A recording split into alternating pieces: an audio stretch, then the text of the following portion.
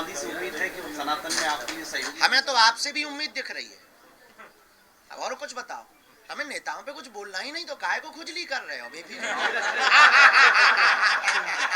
आज कुछ खा पी के आए हो। और जन्मभूमि को लेकर चल रहा है। अभी पहले हिंदू तो हो जाए। इस देश में अभी कट्टर हिंदुओं की कमी है। इस देश में अभी तक ये नारा था कि हम लोगों को हिंदू बोलना है, हिंदू बोलने में डर लगता था।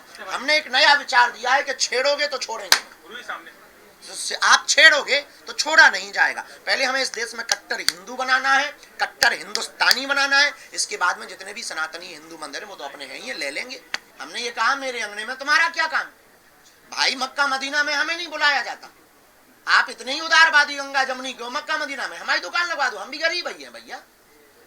आप इतने भारत में हिंदू गरीब हैं, आपकी मजारों के सामने हम लोगों की दुकानें नहीं लगती।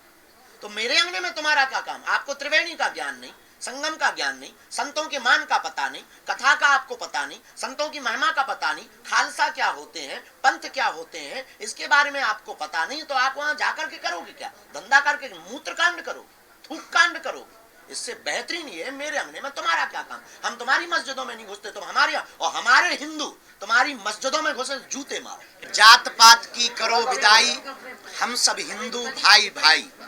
जात पात और भेदभाव को जड़ से हमें मिटाना है, हमें भारत भव्य बनाना है।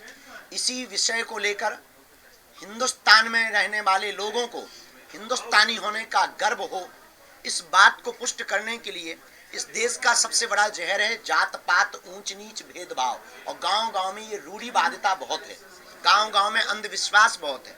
एक जन जागृति संकल्प को लेकर के हमने विचार किया कि सब लोग हमसे मिल पाते हैं, पर हम बिछड़े और पिछड़े लोगों से नहीं मिल पाते हैं।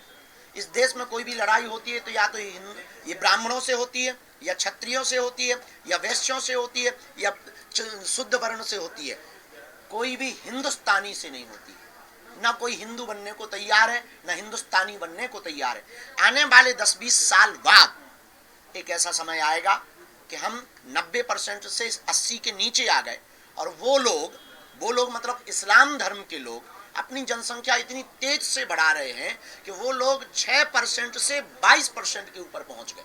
धीरे धीरे हम भारत में अल्पसंख्यक होंगे।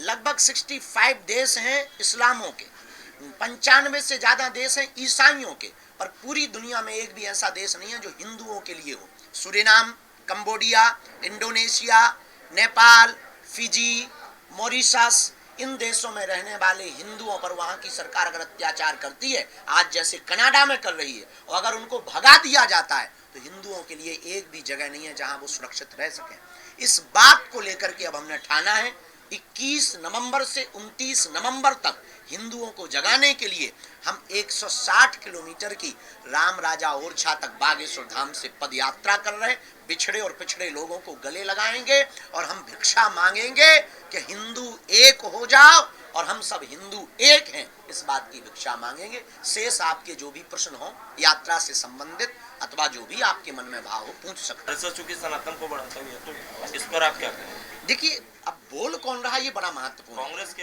अब ये हम पॉलिटिकली इसीलिए हम कोई आरएसएस को कहे।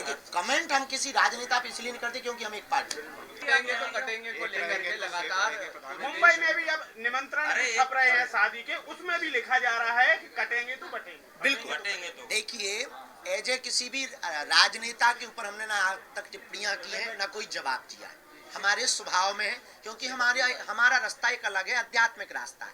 पर अगर वो एजे मुख्यमंत्री, जो माननीय उत्तर प्रदेश के मुख्यमंत्री, अगर उन्होंने महात्मा होने के नाते ये नारा दिया, कट्टर हिंदू होने के नाते, बहुत अच्छा दिया। लोगों ने अपने अपनी दृष्टि से देखा, हमने इसको ऐसे देखा कि अगर हम भारतीय आपस में बटेंगे तो चीन वाले हम लोगों को काटेंगे, पाकिस्तान वाले हम लोगों को काटेंगे, हम लोगों को विदेशी ताकतें काटेंगे। और सही भी है, इसलिए भारत के प्रधानमंत्री ने कहा एक रहेंगे सेफ रहेंगे। पर एजे अगर कोई पॉलिटिकली बयान कहो तो इस पर हमारी कोई टिप्पणी नहीं, पर हिंदुस्तानी होने के नाते ये टिप्पणी है कि हम भारतीयों को बटना नहीं है, बटेंगे तो सच में। लेकिन घुसपैठिए लगातार आ रहे हैं, घुसपैठियों को लेकर के भी चर्चा चल रही है कि घुसपैठियों को बाहर करना चाहिए। लेकिन झारखंड में सिलेंडर देने की बात हो रही है कि उन्हें सिलेंडर दिए जाएंगे। देखिए, एक सबसे बड़ी इस देश की दिक्कत है, इस देश में बहुत प्रायोजित तरीके से षड्यंत्र चल रहा। विधर्मी लोग जिन्हें हिंदुत्व से प्यार नहीं, जिन्हें वंदे मातरम बोलने से दिक्कत है, जिन्हें राष्ट्रगान गाने से दिक्कत है, जिन्हें गजवाई हिंद चाहिए, वो लोग अपनी संख्या बढ़ा रहे हैं, बच्चे भी ज्यादा पैदा कर रहे हैं और विदेशों में उनके रहने वाले इष्ट मित्र बांग्लादेश, अगल बगल रोहिंग्या, उनको बुला बुला करके भारतीय नागरिक बना करके वोट बैंक को बढ़ाकर अपनी सत्ता जमाना चाहते हैं। इसलिए भारत की सरकार को, हमको और आपको इसी वक्त जगना पड़ेगा कि हम विदेशी शरणार्थियों को, उन विधर्म देश विरोधियों को देश में पनाह नहीं देंगे। जजमेंट दिया जिसमें कहा कि आगे से नहीं होगा, घर जो है उम्मीदों का घर होता है, तोड़ना नहीं चाहिए, ये सारी चीजें कही। अब जो भी तोड़ेगा अधिकारी पर कार्रवाई होगी, इसे कैसे देखते हैं? क्योंकि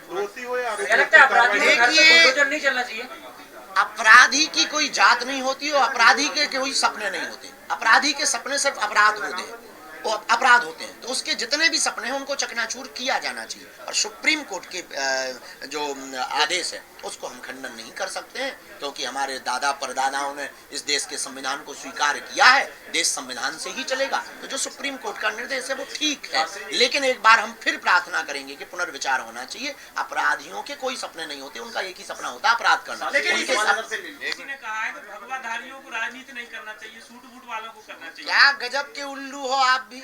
बलात्कारी कर सकते हैं, बलात्कारी कर सकते हैं, दुराचारी राजनीति कर सकते हैं, भगवाधारी नहीं कर सकते हैं। क्या गजब की मानसिकता है। बलात्कारी कर लें, दुराचारी कर लें, जो करप्ट हैं वो लोग राजनीति कर लें, राज सत्ता के भोग लें, भगवाधारी आ जाएगा तो क्या? हम तो कहेंगे मठों में, मंदिरों में, गुफाओं में बैठे हुए जितने महात्मा, हमें नहीं आना है ये पहले सुन लो, पर मठ मंदिर गुफाओं में बैठे हुए जितने महात्मा हैं उनको राजनीति में आना चाहिए। इसलिए आना चाहिए कि सनातन के साथ अगर वो राजपीठ पर बैठेंगे तो हिंदुत्व का प्रचार होगा, देश में नया विचार होगा, नई क्रांति होगी और सामाजिक समरसता के साथ साथ वसुदेव कुटुंबकम की दृष्टि से राजनीति चलेगी। अरे हलुआ घटना हुई, हम जाके जयपुर में बैठे थे, हवाई जहाज उड़ने के पहले के बील में दिक्कत आ गई, चलो झंझा उतर की जहाँ जाना था नासिक वहाँ गए नहीं, सो भोपाल आ गए तुम लोगों की खुजली मिटाने के लिए।